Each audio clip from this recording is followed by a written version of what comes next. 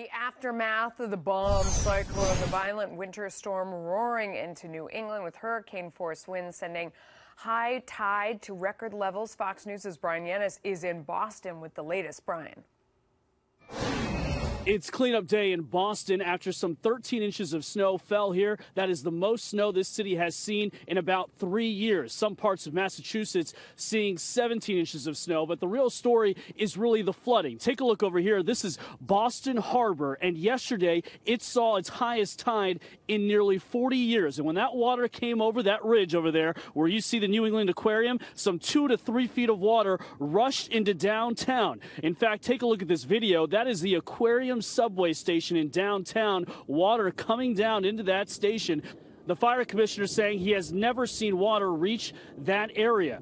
Yesterday's supermoon combined with the weather causing an astronomical high tide, either tying or eclipsing the blizzard of 1978. The water reaching portions of Seaport Boulevard all throughout the waterfront in Boston. The fire department having to save some folks who are stuck in their cars in this icy saltwater slush. Some 32 coastal communities, according to the governor, have seen significant flooding all along the South Shore. This photo from Duxbury shows vehicles engulfed by that slushy saltwater mess. Back here in Boston Harbor, you can take a look at that building. That is the Cruise Lines building. We spoke to someone there who says they saw some 16 inches of water come into that building. They've been there since 1967, and they have never seen that level of flooding. Now the race is on today to make sure they can drain the water throughout parts of Massachusetts before the deep freeze settles in. We're talking about minus 20 to minus 25 wind chills here over the next couple days. In Boston, Massachusetts, Brian Yennis, Fox News. Thank you, Brian. Run for your life. Winter storm Grayson, also known as a bomb cyclone, hit the East Coast this week, bringing high winds, large snowfall and ice, stretching from Maine to Florida. Now residents in Massachusetts are facing major flooding. Images of Boston show parts of the city are under at least a foot of water, and the harbour is overcome with chunks of floating ice. A bomb cyclone occurs when air pressure suddenly drops and warm air mass meets cold air mass. The unusual weather left more than 4,000 flights cancelled across the US on January 4th and thousands without power. The National Weather Service reported snowfall in New York State up to 17 inches and New Hampshire got up to 19.5 inches. Cold temperatures are expected to last through the weekend, with cities like New York expecting to have lows below freezing in Fahrenheit. For United News International, I'm Rachel Latham. From Portland, Maine, where they've been blowing and scraping the runways, south to Boston, New York, even the deep south, it was a day of digging out and rebooking. They told us that maybe we'll fly back on Monday or on Tuesday only. So, yes. A few more days in New York. Flying from Denver to New York for her grandmother's birthday yesterday, Annie Kaufman didn't even know she'd been diverted to Detroit. I was asleep the whole time, and so when they said, "Welcome to Detroit," I looked at the woman next to me and I was like, Detroit? By this morning, she'd made it to Boston, where ground crews worked round the clock through cold, heavy wind to clear 13.5 inches of snow from the runways and ramps.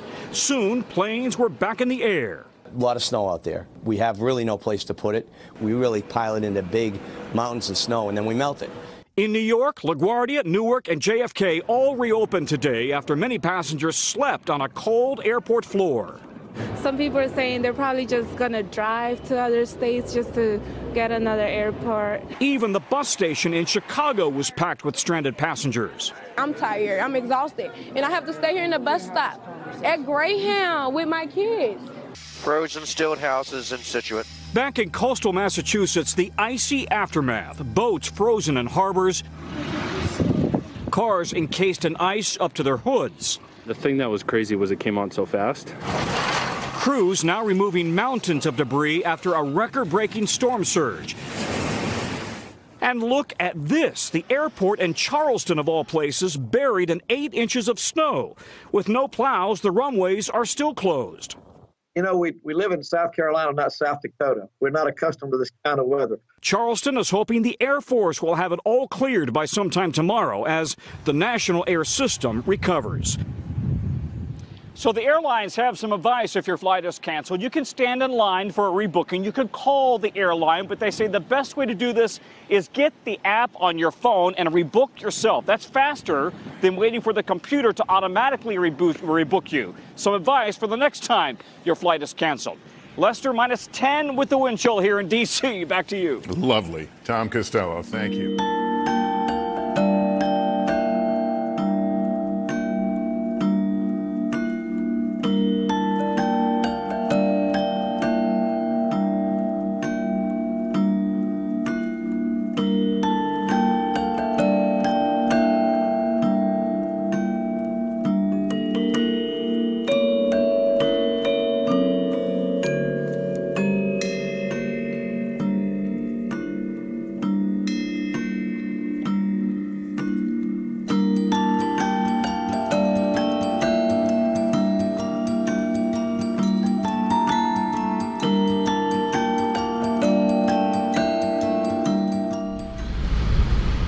Much of Europe is on high alert this weekend as severe weather wreaks havoc. In Slovenia, in northern Italy, more than 2 meters of snow fell in a few hours overnight. Several days of heavy, wet snow have already set off one avalanche that killed a German woman and her daughter on an off-piste ski run. In southwestern Germany, heavy rainfall has caused widespread disruption to a number of cities hit by flooding. The threat of landslides has forced authorities in many areas to issue evacuation orders. A number of roads have been destroyed and shipping traffic on the River Rhine between France and Germany has been halted because of the high tide. It's a similar situation in the French capital, where heavy rain has caused the River Seine to rise by more than 3 meters. With more downpours expected this weekend, officials say they've readied emergency measures in case of flooding. Poland, however, is experiencing unusually warm weather that's led flowers to bloom in parks and gardens across the country. Christina Maurice, these passengers so grateful the ship finally docked here this afternoon. They say there were times during their voyage they did not think they would make it home alive. With water pouring from the ceiling and winds outside screeching. I'm completely traumatized, and I'll never go on any type of boat again in my life after this. Passengers on the Norwegian breakaway described conditions the last few days like something out of a movie. I was holding on for dear life. I honestly wasn't sure we were going to make it through the night. The boat was tilted like crazy. The 4,000 passenger cruise ship headed home from the Bahamas right into the path of this week's storm. Passengers say the ship started leaking. Waves swelled up to 30 feet, and dozens of worried vacationers slept in the ship's atrium. Everything fell off our shelf, glasses broke. In the middle of the night, there was no announcement made. The captain should have told us a little more. He just kept saying, oh, we're in rough seas. Well, no crap, we're in rough seas. Elizabeth Vogt of the Upper East Side praised the crew. Some of them were scared, but they put on a really happy face. Still, she says it was terrifying. I flew across the room, landed in the bathroom, and then I got up, I got into my bed, and I said a prayer. That's how I felt that night. We asked Norwegian multiple times why it cruised into bad weather. In a statement this evening, the company said, quote, "We sincerely apologize to our guests." They blamed, quote, "stronger than forecasted weather conditions" early yesterday morning during the trip home. If they knew the storm was coming in, they should have already just taken us back. We'd rather get home a day early than have to go through something like this. The breakaway was supposed to head out on another cruise from the west side today, but instead will leave tomorrow. Norwegian also apologized to those passengers, plus gave them a one-day refund. No word yet on any refunds for the passengers who had to travel through that storm. Reporting live on the west side, Andrea Grimes, CBS 2 News. Okay, Andrea, thank you.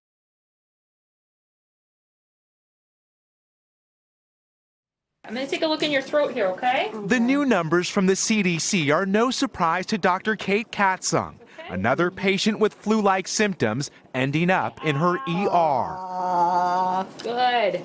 So far this flu season, a staggering 41,719 cases have been reported, nearly 3 times more than this time last season.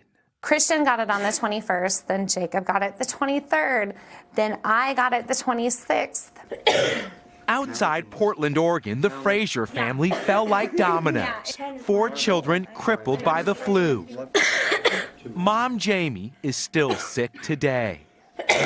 Christmas consisted of the ones who were sick wearing surgical masks to open their presents, and then pretty much going back and laying in all of our beds again. It turns out the Fraser family was hit with 2 strains of the flu, even though the kids had their flu shots. Last year at this time, the outbreak was widespread in 12 states. This year, 46. We expect it to continue to rise because everyone's been home with their families, and now the schools are reopened. Children are together again. People are back in the workplace. Tonight, it's unclear why this flu season is so bad. Some hospitals are inundated, asking those who aren't severely ill to stay home. Others are restricting visitors. In San Diego, a surge tent is set up to triage flu patients. Hospitals and families everywhere overwhelmed as the epidemic spreads. Tonight at many hospitals across the country, beds are at a premium. As for that flu shot, while it's not always effective and it's not a guarantee you won't get sick, doctors say if you have it and catch the flu, your symptoms will be much less severe.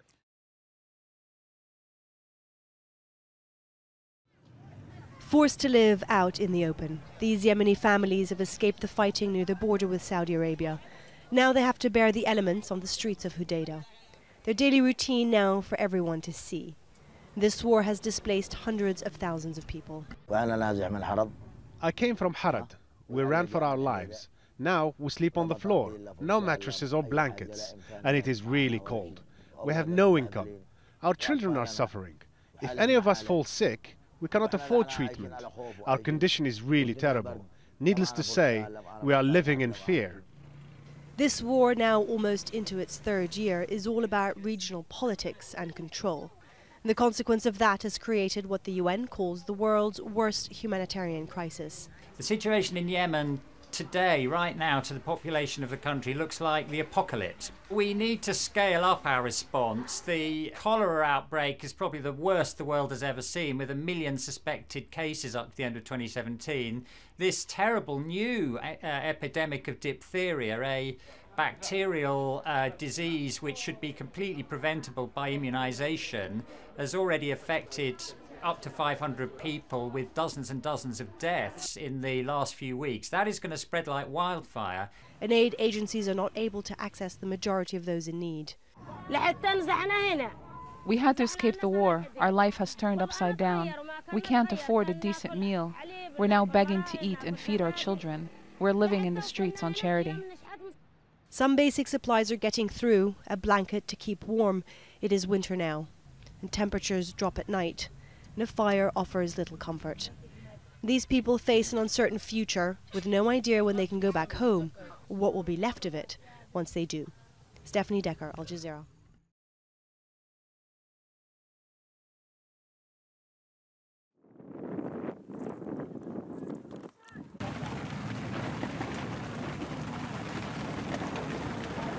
معاناة ما بعدها معاناة. يعني كنا نتوقع بسوريا نموت تحت قذائف، تحت براميل، تحت رصاص، بس إنه أطفالنا تموت من البرد هاي ما صارت ولا راح تصير غير بسوريا عنهم. صرنا فترة عم نستنى طفل يعني فارغ الصبر إنه يجي، وقت إجا عاش أسبوعين ومات. مات بسبة هالبرد اللي عم تذوق الأطفال والعالم هاي. يعني ما في أي شيء حلو بهالحياة. يعني والزلم بيطلع يعني كان عم يستنى هالطفل فارغ الصبر، يعني صرنا 5 سنوات نستنى هالطفل 4.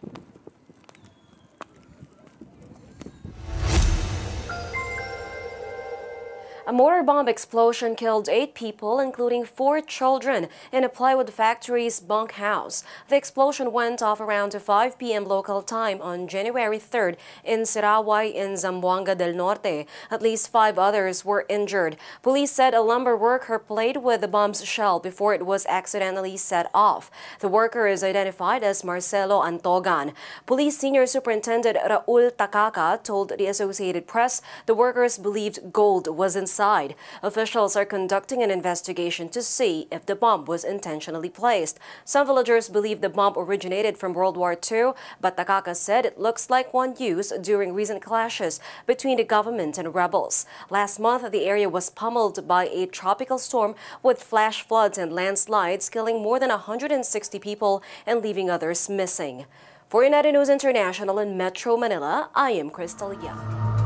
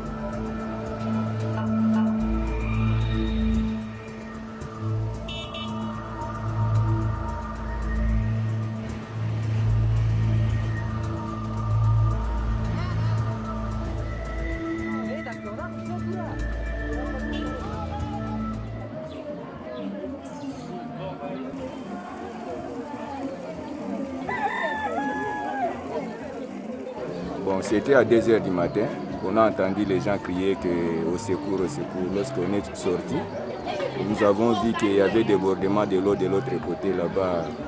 Il y avait la maison qui s'est écoulée dans la pluie. Le matin, nous sommes allés là-bas, nous avons remarqué qu'il y avait des morts. Les secours, ils sont venus mais en retard. Ils sont venus seulement à 4 h et notre père, ils sont venus avec les gens qui ont venu seulement maintenant à 4 h.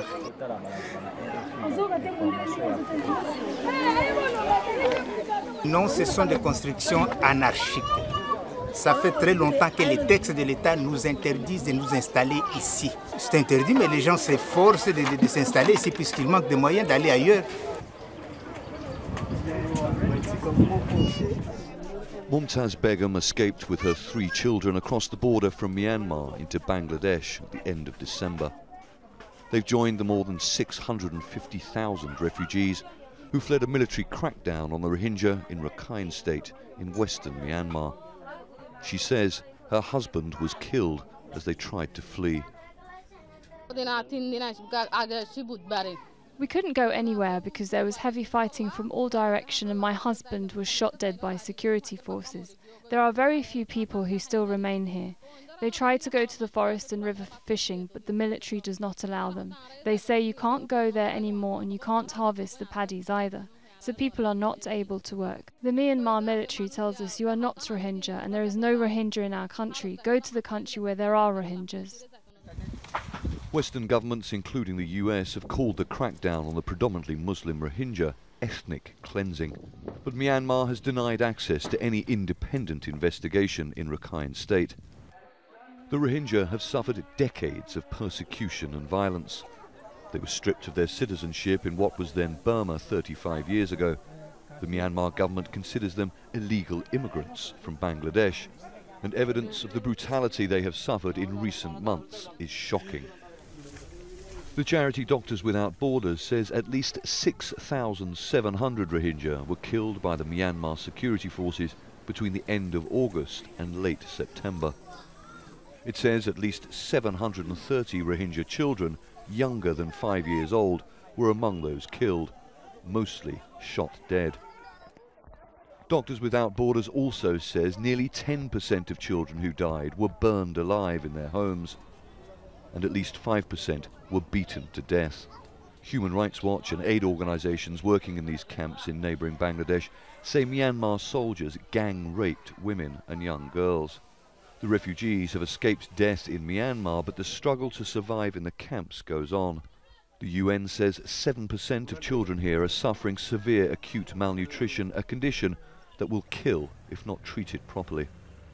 The biggest challenge that we face right now is that this is the fastest growing refugee camp in the world. Think about Washington DC, but without health services, without medicines, without proper access to food.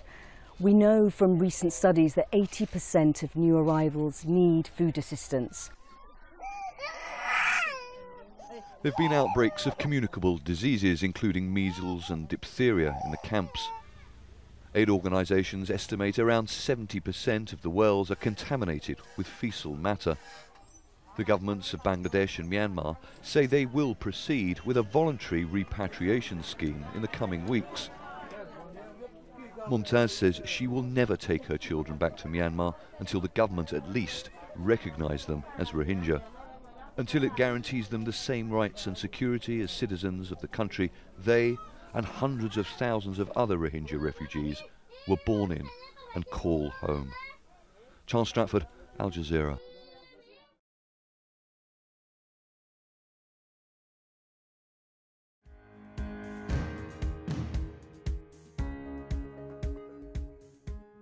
Today, the influence of the Iranian state and its set of values is growing in the Middle East and around the world. At the same time, Iran faces a range of internal problems and constant foreign pressure. In late December, anti-government protests sparked across the country. Over 20 people were killed, hundreds injured, and thousands detained because of clashes between security forces and the protesters. The protests emerged due to internal economic factors and the activity of foreign adversaries of Iran. The main factors behind the protests were government-imposed barriers to small businesses, a strict regulation of daily life by the government, corruption, high level of the social differentiation and economic variance within the population, as well as the infiltration of patterns of the Western consumer society into the country. On December 28th, protests broke out in the northern city of Mashhad. Over the next few days, these protests spread across the country and reached the Iranian capital, Tehran. In some areas, protesters attempted to storm police stations and government buildings. This became the main reason for the casualties. For example, 6 protesters were killed during an attack on the police station in Kakhdarijan. The protesters tried to steal guns from the station. According to reports, 2 protesters also died in the city of Kameni Shahr, 3 in Shaheen Shahr, 6 in Tusir Khan, 2 in Azay, and 4 in Darude. A member of the Islamic Revolutionary Guard Corps was also reportedly killed by a protester with a hunt gun near Najafabad. According to reports, the protests were initially caused by President Hassan Rouhani's leak of a proposed government budget last month. The budget would have slashed cash subsidies for the poor and raised fuel prices to lower debt. The plan also included fees for car registration and a departure tax. Some groups of protesters also criticized Iran's spending on foreign policy goals across the region. Iranian authorities have temporarily blocked access to social media and messaging apps which could allow the protesters to organize. Habibullah Khojasterpour, the deputy governor of the Lorestan province, accused foreign agents for the deaths of 2 demonstrators that took place on December 30th. No shots were fired by the police and security forces. We have found evidence of enemies of the revolution, Takfiri groups, militant groups, and foreign agents in this clash, he said in an interview to the state-run TV station on December 31st. Iran's ambassador to the UN, Gholamali Khoshroo, accused the US of grotesque interference in the country's affairs and of encouraging regime change in Iran after the US President Donald Trump had praised the riots, quote, against the brutal and corrupt Iranian regime and warned that the US was closely watching the situation. The U.S. ambassador to the UN, Nikki Haley, even vowed to call an urgent UN Security Council meeting to discuss the situation in Iran. Previously, such major protests took place in Iran 9 years ago, in 2009. The 2018 protests follow major foreign policy successes of Iran in the Middle East. Meanwhile, the U.S. and Israeli leadership made multiple statements that Tel Aviv and Washington are set to counter the growing Iranian influence.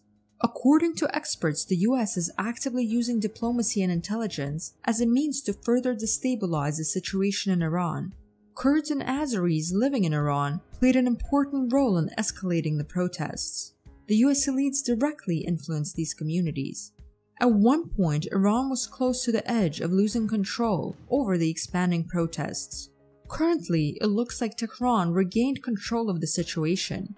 If the situation destabilizes further, or if the Iranian government weakens enough, the chances for US-Israeli intervention in the country will grow. The formal reason for this aggression will be the so-called protection of freedom and democracy. The recent events clearly indicate that foreign actors have and are able to use so-called soft power means to destabilize the internal situation in Iran and possibly later, within 2 to 3 months, in Russia.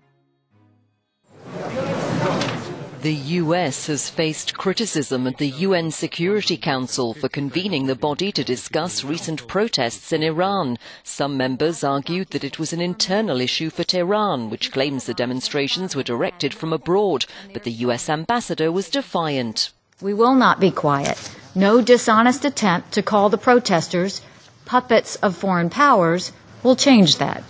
The Iranian people know the truth, and we know the truth. Nothing will stop Americans from standing in solidarity with them. France's UN ambassador argued the protests don't threaten international peace and security, saying we must be wary of any attempts to exploit this crisis for personal ends. For his Russian counterpart, the meeting was an attempt to undermine the Iran nuclear deal, which President Trump opposes. Why is the United States, a permanent member of the Security Council and one of the authors of the UN Charter, undermining the authority of the Security Council as the main body responsible for maintaining international peace and security? The Iranian Foreign Minister Javad Zarif wrote on his Twitter account that the meeting was another foreign policy blunder for the Trump administration. At Friday rallies in Iran, pro-government protesters chanted "Death to America" and "Death to Israel." And blaming cyberspace for stoking unrest, Tehran's Friday prayer leader called on the Islamic Republic to create and oversee its own social media applications.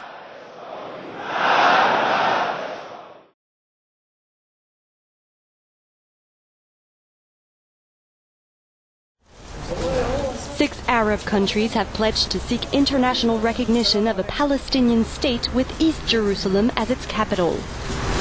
In Amman, the foreign ministers of Jordan, Saudi Arabia, the UAE, Egypt, Morocco, and the Palestinian Authority said they also aim to ensure no other country decides to recognize Jerusalem as Israel's capital. It comes exactly 1 month after U.S. President Trump's controversial move sparked protests across the Middle East and infuriated Arab and Western leaders alike. The status of Jerusalem is one of the biggest obstacles to any peace deal between Israel and the Palestinians. Israel considers all of Jerusalem as its indivisible capital, while Palestinians want the eastern part of the city as a future capital for their own independent state.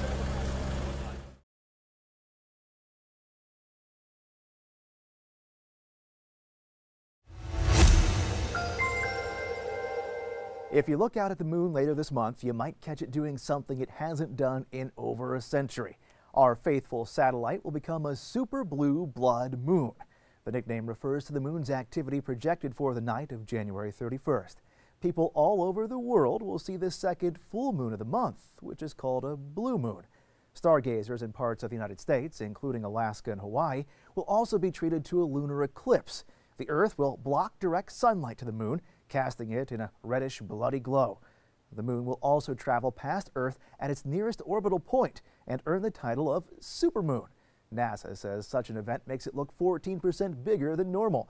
No one alive today has ever seen this combination of events, as they haven't happened in over 150 years. For United News International, I'm Matt Paul.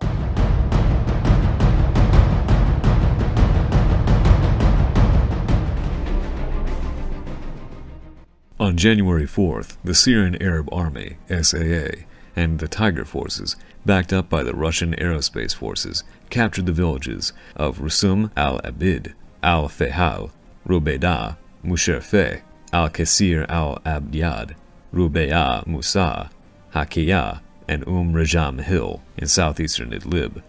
According to pro-government sources, at least 7 militants were killed and a vehicle was destroyed during the SAA advance. On the same day, the Sham Legion reportedly destroyed an SAA battle tank with an anti-tank guided missile near the town of Atshan in northern Hama. Now, the government troops are developing their advance on the town of Sinjar. In eastern Ghouta, the SAA started an operation to lift a siege imposed by Ahrar al-Sham on the armored vehicles base. The SAA reportedly captured dozens of buildings in Harasta and killed many Ahrar al-Sham members in the district. Meanwhile, the Syrian Air Force destroyed a militant HQ in the same area. Jaish al-Islam repelled an SAA attack on Ain Zurika and restored the control over the village. 3 SAA soldiers were reportedly killed. On January 4th, the U.S.-backed Syrian Democratic Forces started storming the ISIS-held town of Hajin in the Euphrates Valley. Clashes are ongoing there.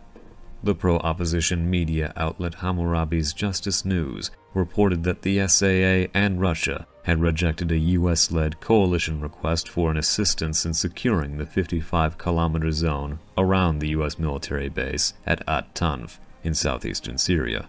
If this is true, the report confirms that the U.S.-led coalition and its proxies had done almost nothing to combat ISIS in the area controlled by them at At-Tanf, and are still not able to do this without additional assistance. South Korea says North Korea has accepted its offer of official talks, which will be the first dialogue between the two countries in over 2 years. South Korea first offered talks on Tuesday, January 2nd, after North Korean leader Kim Jong-un expressed hopes the North could compete in the 2018 Winter Olympics in Pyeongchang, South Korea.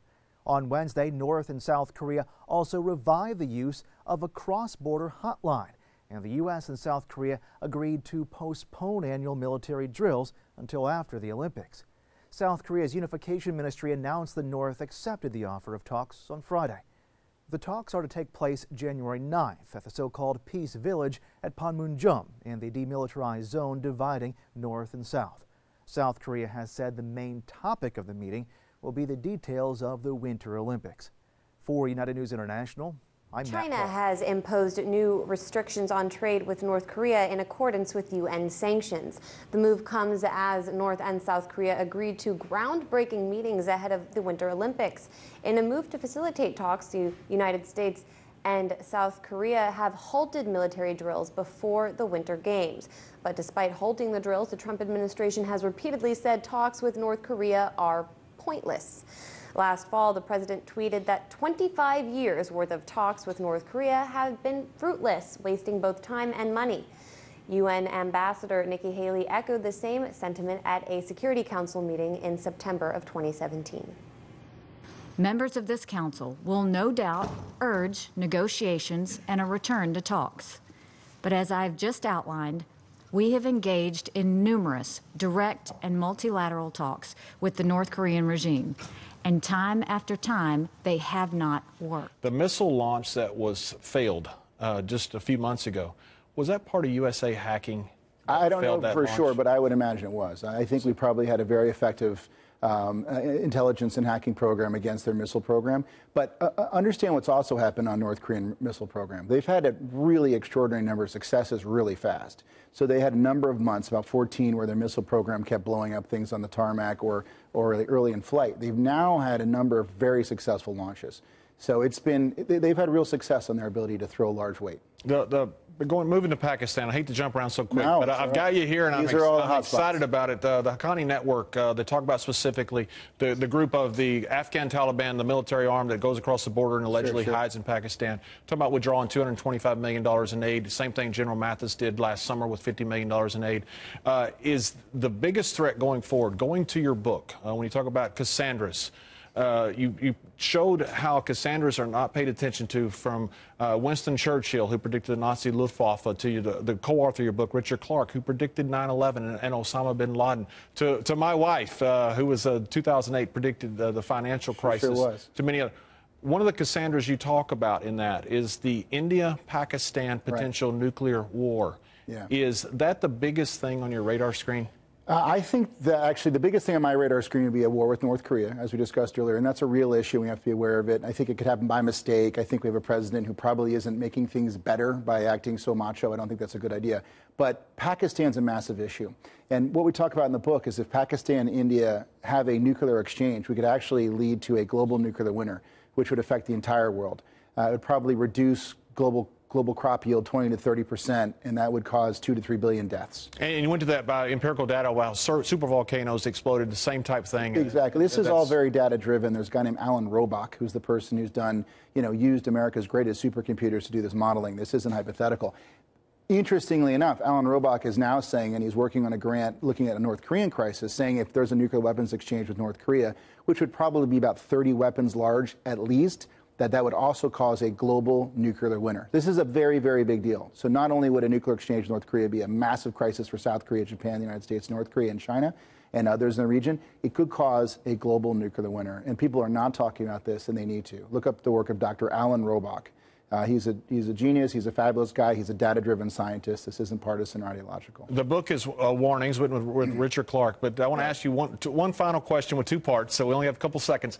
The percentage that something crazy is going to happen in North Korea, I want to ask you that, and also want to ask you, since you played football at Brown and were a neuroscience major, the most important question in the world: who wins between Alabama and Georgia next Monday? Right. Well, so, they say in the intelligence business, no one likes to make predictions, especially about the future. So I can't tell you the number, but, it's over 10% and it's under 50%. But I really believe nothing will happen before the Olympics. So this could be an interesting investment opportunity, right? This market is so strong. The whole world looks very strong. One of the only things that could derail it would be a North Korean conflict. I don't think that's going to happen until the Olympics. These kids have no idea who's about to serve them their meal. Navy officer Roberto Tapador was deployed to Djibouti 9 months ago.